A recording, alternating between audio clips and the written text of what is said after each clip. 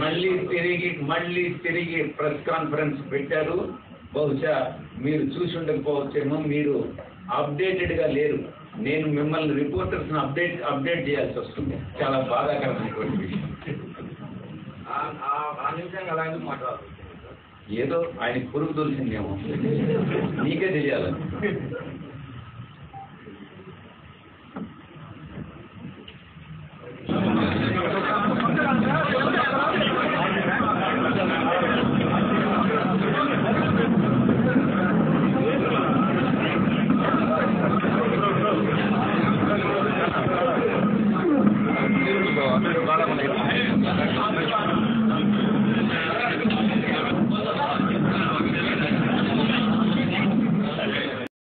Party అధ్యక్షులుగా నిస్వార్థంగా 6 సంవత్సరాలు పనిచేసిన మనుక్రాంత్ రెడ్డి గారు మా పార్టీలోకి రావడం ఎంతో ఆనందం, సంతోషం.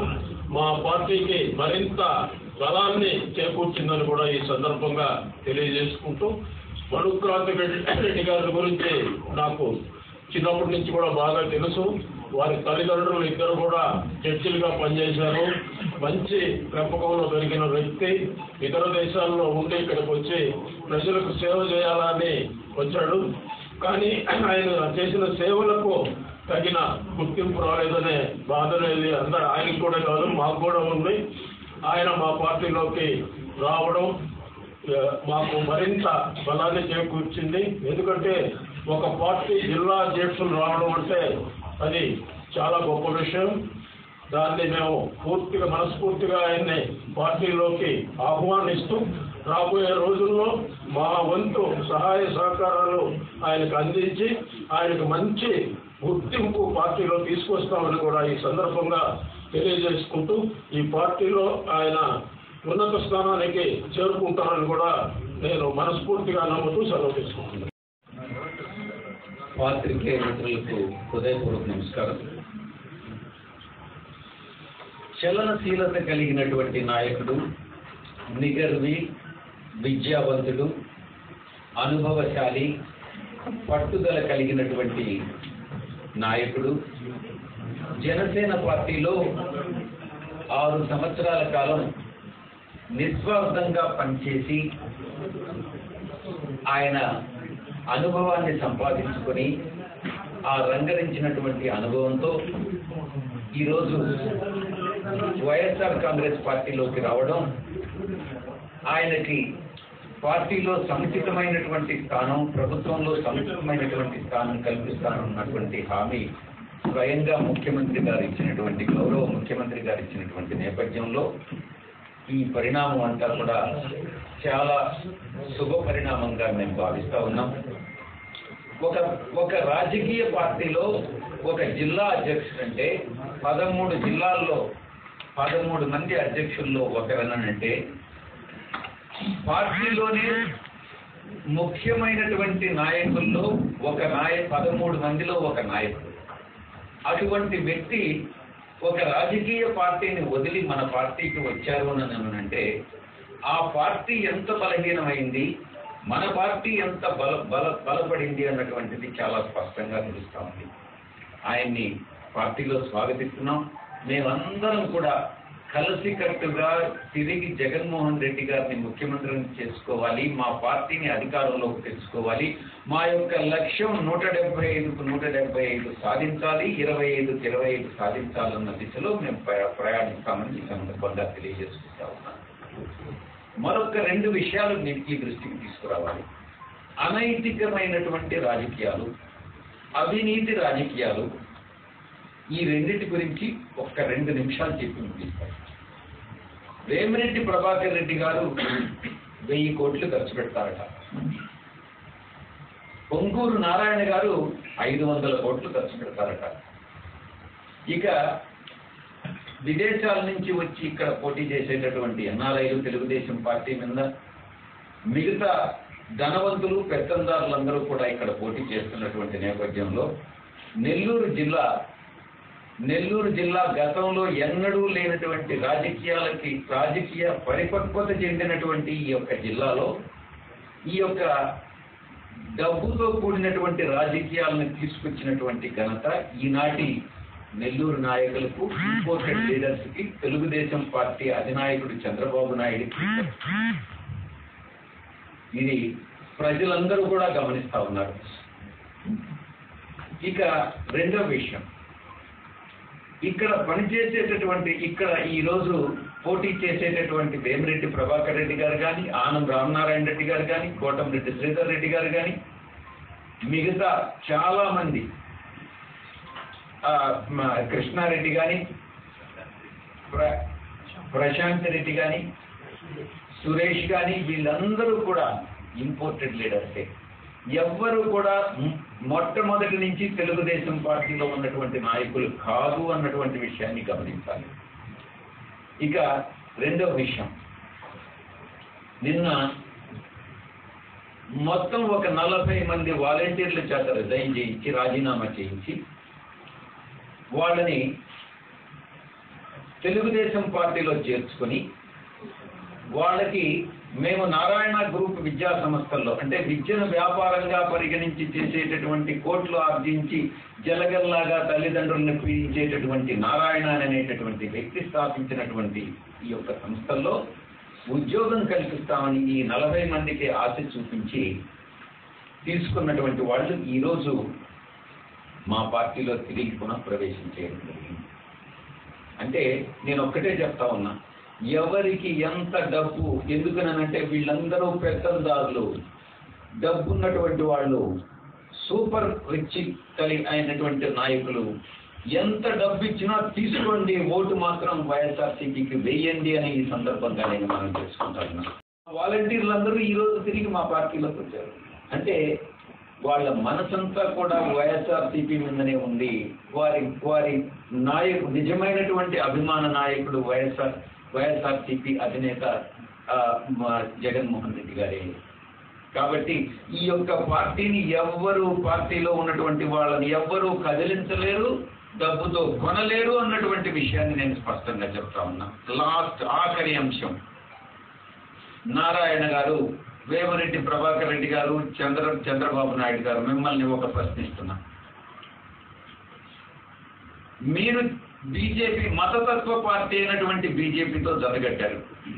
మేము ఏ రోజు ఏ పార్టీతో కూడా పొత్తు పెట్టుకోలే, పొత్తు పెట్టుకోము కూడానని మేము గతంలో చెప్పాము, ఇప్పుడు చెప్తున్నాం, భవిష్యత్తులో కూడా ఏ పార్టీతో పొత్తు పెట్టుకోము. రాష్ట్ర భావాలని, మనోభావాలను దెబ్బతీసేటటువంటి ఏ దేంట్లో కూడా మేము సపోర్ట్ చేయలేదు, భవిష్యత్తులో కూడా చేయము. చంద్రబాబు నాయుడు, మీరు ఒక్క ప్రశ్నకి జవాబు చెప్పండి. రాబోయేటటువంటి కాలంలో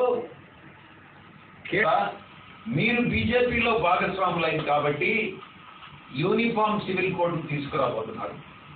మీరు బీజేపీ భాగస్వామిగా ముస్లిం సోదరుల మనోభావాల్ని, క్రిస్టియన్ సోదరుల మనోభావాల్ని దెబ్బతీసేటటువంటి యూనిఫామ్ సివిల్ కోడ్ను సపోర్ట్ చేస్తారా లేదా అన్నటువంటిది ఇప్పుడే చెప్పండి. ఎన్నికలకు ముందే మీ చిత్తశుద్ధి అన్నటువంటిది ఇప్పుడే తేలుతుంది. మీరు జవాబు చెప్పలేనట్లయితే మీ దగ్గర జవాబు ఉండి కూడా, ఎందుకనంటే బీజేపీకి మీరు సపోర్ట్ చేస్తారు, ముస్లిం మనోభావాలకు వ్యతిరేకంగా క్రిస్టియన్ సోదరుల మనోభావం, మీకు న్యాయమా? ఇక్కడ ఉన్నటువంటి secular, Indian secular government, secular ప్రభుత్వం, రాజ్యాంగంలో అటువంటి మనోభావాల్ని, మైనారిటీస్ మనోభావాలను దెబ్బతీసేటటువంటి పార్టీ తెలుగుదేశం పార్టీ, నాయకుడు చంద్రబాబు నాయుడికి ముస్లిం, క్రిస్టియన్ సోదరులు కానీ ఎవరైనా కూడా ఓటు వేస్తే ఆ ఓటు వాళ్ళ యొక్క మత విశ్వాసాలని వాళ్లే దెబ్బతీసుకున్నట్టు, వాళ్లే ద్రోహం చెప్తా ఉన్నారు. కాబట్టి అందరూ కూడా ప్రతి అంశాన్ని కూడా కూలంకషంగా చర్చించి, మా అధినాయకులు ఒకటే చెప్పారు, ఏ చట్టాన్ని తీసుకురావాలన్నా ఈ దేశంలో ఏకాభిప్రాయం అన్నటువంటిది అవసరం. ఎందుకనంటే విభిన్న మతాలు, విభిన్న కులాలు, విభిన్న సంస్కృతులు ఉన్నటువంటి ఈ దేశంలో మనం ఏకాభిప్రాయం అన్నటువంటిది ముఖ్యం. కాబట్టి ఏ చట్టంలోనైనా ఏకాభిప్రాయాన్ని తీసుకురండి అన్నటువంటి విషయం మా అధ్యక్షుల వారు చాలా స్పష్టంగా చెప్పడం జరిగింది. చంద్రబాబు నాయుడు రాబోయేటటువంటి 24 గంటల్లో దీనికి జవాబు చెప్పనట్లయితే ముస్లిం క్రిస్టియన్ సోదరుల మనోభావాలకు వ్యతిరేకంగా వాళ్ళ ప్రయోజనాలకు వ్యతిరేకంగా పనిచేస్తున్నాడని అర్థం చేసుకోవాల్సి వస్తుందని ఈ సందర్భంగా స్పష్టంగా తెలియజేస్తూ నాకు ఇచ్చిన ఈ అవకాశానికి ధన్యవాదాలు తెలుపు.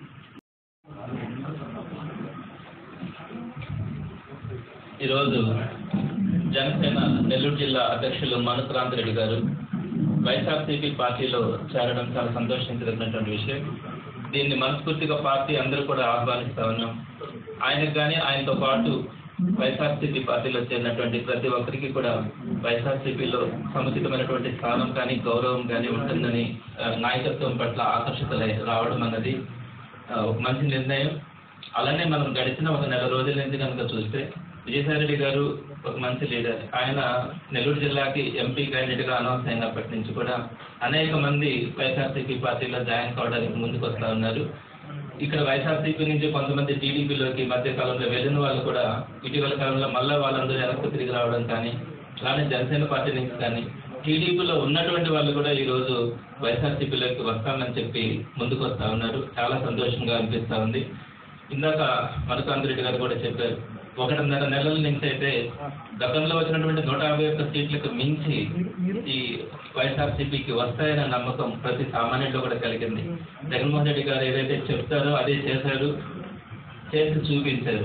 చంద్రబాబు నాయుడు గారు 14 సంవత్సరాలు ముఖ్యమంత్రిగా ఉన్నా కూడా ఏ రోజు కూడా నేను ఆ 14 సంవత్సరాల కాలంలో నేను ఫలానా మంచి పని చేశాను, దాన్ని మళ్ళా కంటిన్యూ చేస్తానని చెప్పే ధైర్యం లేక 5 సంవత్సరాల పాలనలో జగన్మోహన్ రెడ్డి గారు ఏవైతే కార్యక్రమాలు తీసుకున్నారో వాటిని నేను కూడా కొనసాగిస్తానని చెప్పే పరిస్థితిలో ఆయన ఒక సీనియర్ సీఎంగా చెప్పుకున్నటువంటి వ్యక్తి చెప్పడం అంటే ఎంత సిగ్గుచేటన్నది ఆలోచించుకోవాలి. ఇటీవల కాలంలోనే వాలంటరీ వ్యవస్థను కూడా ఒక సంఘ విద్రోహులుగా చిత్రీకరించినటువంటి వ్యక్తి ఈ రోజు మళ్ళా వాలంటరీ వ్యవస్థ బాగుంటుంది అని చెప్పి ఈ రోజు మాట్లాడతారు. అమ్మఒడి కానీ, ఆసరా కానీ, సంక్షేమ పథకాలన్నీ కూడా ప్రజలని సోమరిపోతులు చేస్తాయి. ఇవన్నీ కూడా చేయలేరు, చేస్తే మరో శ్రీలంక అవుతుందని చెప్పినటువంటి వ్యక్తి ఆ రోజు మనం 70,000 కోట్లు సంవత్సరానికి ఖర్చు పెడతా ఉంటే ఆ 70,000 కోట్ల వల్ల రాష్ట్రం ఇబ్బంది పడుతుందని చెప్పి ఈ రోజు నేను 1,20,000 కోట్ల సంవత్సరానికి ఖర్చు పెడతానని చెప్పారు.